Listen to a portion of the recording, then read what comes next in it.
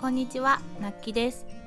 今回の動画ではネオブライスのメイクをお見せできたらいいなと思います。よかったら見ていってください。最初に唇のシワを描き込んでいます。いつもはパステルを使って色を塗ってから線を描くようにしてるんですが、今回は先に描いてみたらどうなるんだろうなと思って、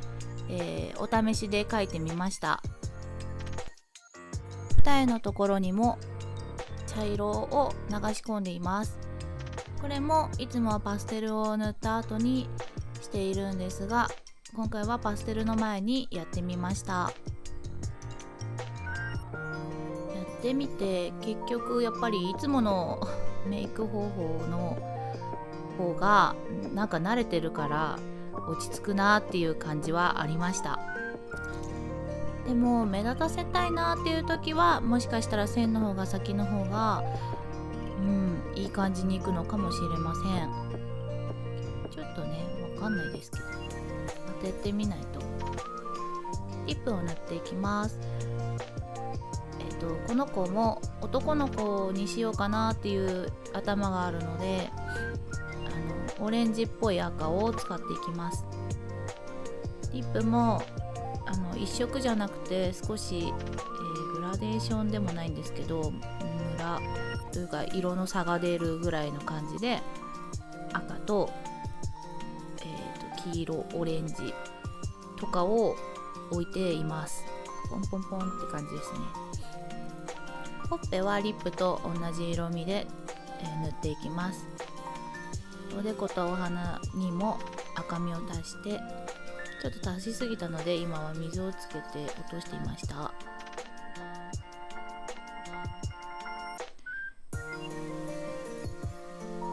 目頭なども彫ってあるんですが、その彫ってある部分に、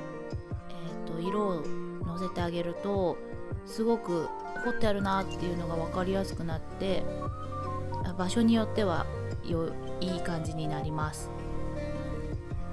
やりすぎるとちょっとしつこいなっていう感じも出ちゃうんで時と場合なんですけど、またほっぺを塗っていきます。後頭部は、真ん中が赤で一番端が青っぽい感じで虹色になるような配色で塗っていきます。リップもほっぺも、気が済むまで重ねたり消したりして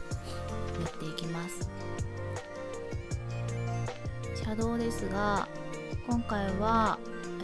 黄色目頭側が黄色っぽくて、目尻側が赤っぽい紫っぽい感じを使ったと思います。リップが濃すぎたので消していました。時々目をはめたり、手を伸ばして遠目に置いてみたりして全体像を見たり完成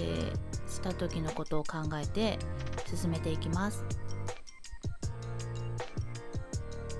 ほっぺも赤とオレンジと黄色とかで、少しムラを作るようにしながら塗っています。目頭は結構青みの赤を使っていきます。ここだけこう色が違うと目立つかなっていうのもあるんですが、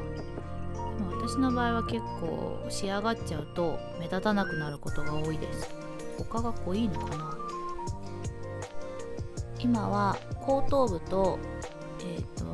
前のパーツが色の差があったのでなじませる作業をしていました。これはまた、リキテックスで描いていってます。ほっぺに、毛細血管を書き込んでいます。ただあんまり見えるとちょっと怖いなっていうのがあるので消して改訂をまたしてうまい具合にこうかすれた感じでよく見るとあるかなぐらいの、量にするように気をつけています。あとは今こめかみにも入れていました。少しリアルっぽい感じが好きなのでリアルっぽくしたいんですが、あんまりしすぎると顔が暗くなってっちゃうのと、なんか怖いな、生々しさが怖いなっていうのが出てきちゃうので、バランスが難しいなって思うところです。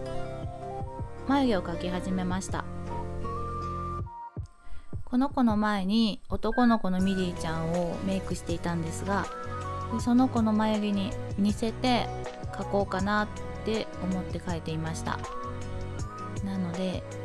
三角っぽい感じですかね。眉尻が三角で眉頭が薄くってでも、優しい感じがイメージです。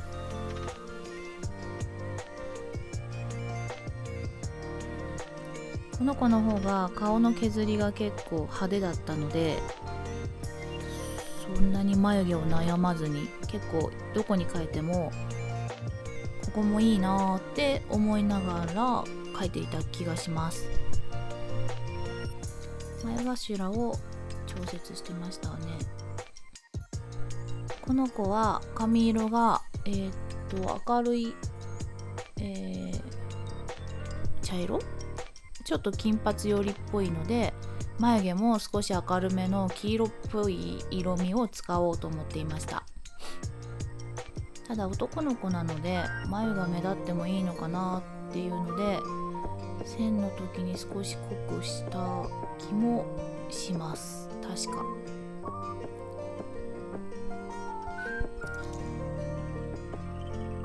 こからあれですね、毛流れを描いていきます。この筆が紙筆っていう筆で結構細いのまであって、一番細いのはちょっと使いづらかったんですけど、2番目3番目ぐらいのサイズですごい使いやすいんですよね。お湯つけるとすぐシュッてなるし、使ってるとすぐに筆を傷ましちゃうので治るのは結構ありがたいですね。その代わりちょっと高いんですけど、1本1200円ぐらいですかね。筆にしちゃね、点々を入れてますね。点々こんな感じになりました。どうですかね。ご視聴ありがとうございました。